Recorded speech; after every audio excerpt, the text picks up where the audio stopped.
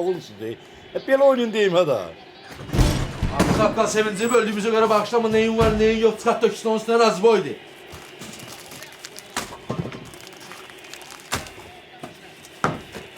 Aksaqqal neyinirsən sən?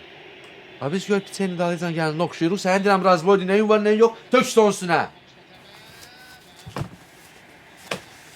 Sayma görənə mənə. 16, 17, 18. 18 manat. Mənim də bəxtim ancaq bu qədər çıxardı. Kardeş bura işlemeyen xırda məhlə marketidir. Başka ne gözlürdünüz ki?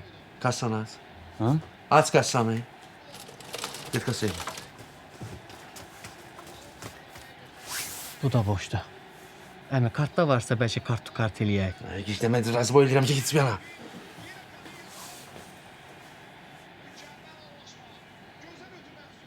Sen niye kaçtığımdan işleysen? Kardeş ben işimi seven adamım. Ona göre de her gün kostüm kalastukla gəlirəm işe. Sen Allah. Vallahi. Necə nümunə vətəndaşsan sən? Lap gözlərim yaşardı. Ama kaçtığımın zibinə bax.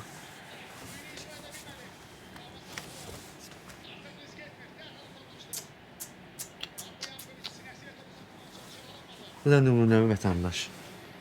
Dara düşən kimi yalan danışır, yalan əl atır. Axsaqqal sən saçından burnuna utanmırsan.